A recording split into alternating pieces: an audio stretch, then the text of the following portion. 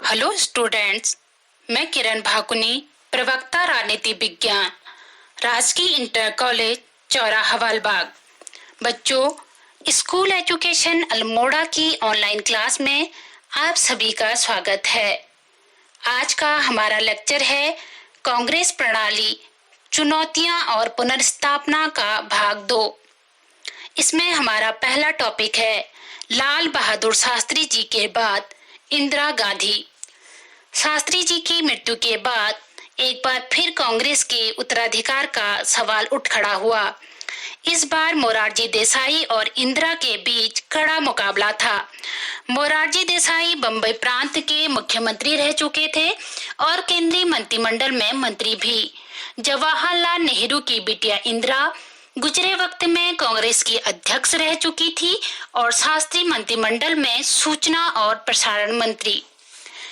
इस बार पार्टी के नेताओं, खासकर सिंडिकेट ने इंदिरा गांधी के नाम का समर्थन किया और चाहा कि इंदिरा जी के नाम पर ही सर्वसम्मति कायम हो जाए। लेकिन मोरारजी देसाई इस बार किसी भी हाल में पीछे हटने को तैयार नहीं थे और वे मैदान पर डटे रहे। पहले मोरारजी देसाई को मनाने की पूरी कोशिश की गई कि वे मैदान से हट जाएं, परंतु जब मोरारजी देसाई नहीं माने तो किंग मेकर कामराज ने प्रधानमंत्री पद के लिए गुप्त मतदान का फैसला लिया ताकि सत्ता हस्तांतरण शांतिपूर्ण ढंग से संपन्न हो जाए। 19 जनवरी 1966 को कांग्रेस के राज्यसभा और लोकसभा के 524 सांसद अगला प्रधानमंत्री चुनने के लिए संसद भवन में इकट्ठा हुए। सांसदों को इंदिरा गांधी और मोरारजी देसाई में से किसी एक को चुनना था। आजाद भारत में यह पहला मौका था जब प्रधानमंत्री पद के उम्मीदवार तय करने के लिए चुनाव हो रहा था। इस चुनाव में मोरारजी देसाई को 169 मत मिले, जबकि इंदिरा गांधी को 355। नेतृत्व की गहन प्रतिस्पर्धा के बावजूद पार्टी में सत्ता अब इंदिरा के हाथ लगी। इस तरह इंदिरा गांधी जी आजाद हिंदुस्तान की तीसरी प्रधानमंत्री बनी, भारत की पहली महिला प्रधानमंत्री व विश्व की दूसरी महिला प्रधानमंत्री होने का गौरव उन्हें मिला। 24 जनवरी 1966 को इंदिरा गांधी ने भारत के तीसरे प्रधानमंत्री के रूप में शपथ ली। इंदिरा की इस उपलब्धि के अवसर पर ही समाज में बालिकाओं को उनके अधिकार के प्रति जागरूक बनाने के लिए 2009 से 24 जनवरी को राष्ट्रीय बालिका दिवस मनाया जाता है। चूंकि नए प्रधानमंत्री को जमने में थोड़ा वक्त लगना लाजमी था, हालांकि भारतीय राजनीति में वो लंबे समय से सक्रिय रही थी, लेकिन प्रधानमंत्री के रूप में देश को संभालने का इंदिरा का पहला मौका था। कांग्रेस के वरिष्ठ नेताओं ने संभवतः उनका यह सोचकर समर्थन किया कि प्रशासनिक और राजनीतिक मामलों में खास अनुभव न होने के कारण इंदिरा जी कहीं अधिक आज्ञाकारी और नमनशील होंगी और दिशा निर्देशन के लिए सिंडिकेट पर निर्भर रहेंगी। इसी के साथ 1967 में लोकसभा के आम चुनाव में नेहरू के साथ नाम जुड़ा होने के कारण मतदाताओं को भी आकर्षित कर पाएगी। प्रधानमंत्री बनने के एक साल के अंदर इंदिरा गांधी को लोकसभा चुनाव में पार्टी की अगुवाई करनी पड़ी। इस वक्त देश की आर्थिक स्थिति और खराब हो गई थी। इससे पहले इंदिरा की कठिनाइयां और ज्यादा बढ़ गई। इन कठिनाइयों के मद्देनजर उन्होंने पार्टी में अपना नियंत्रण बनाने और नेतृत्व कौशल दिखाने की कोशिश की। अगला टॉपिक है 1967 के चौथे आम चुनाव से पूर्व की दशा। 2 प्रधानमंत्रियों का जल्दी जल्दी निधन। चौथे आम चुनाव से पहले 2 प्रधानमंत्रियों का जल्दी जल्दी निधन होने से राजनीतिक अस्थिरता आई। इंदिरा गांधी को प्रधानमंत्री की कुर्सी संभाले अभी 1 वर्ष भी नहीं हुआ था।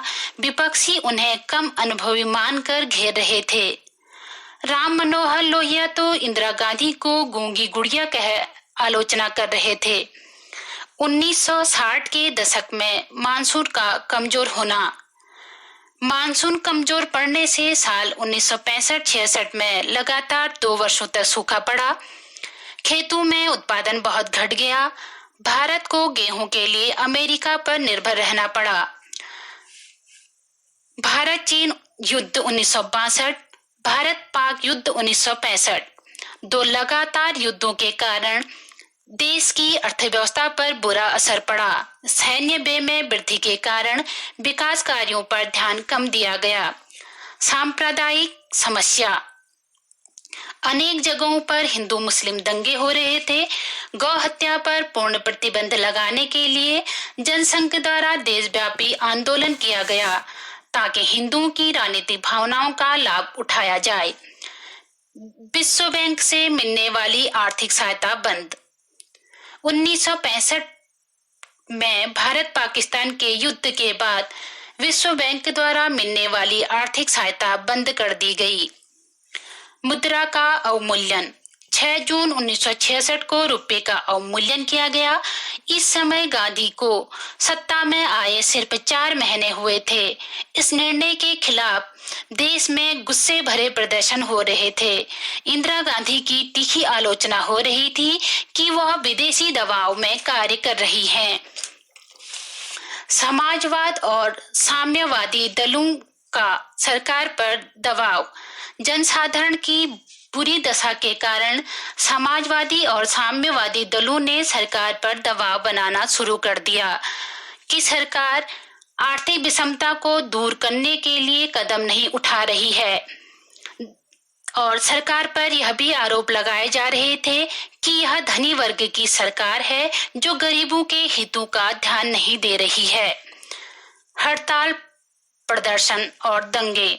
जिस समय इंदिरा गांधी को शपथ दिलाई जा रही थी, उस समय जन आंदोलन, छात्र हड़ताल, दंगे तथा सरकारी कर्मचारियों द्वारा भी आंदोलन हो रहे थे।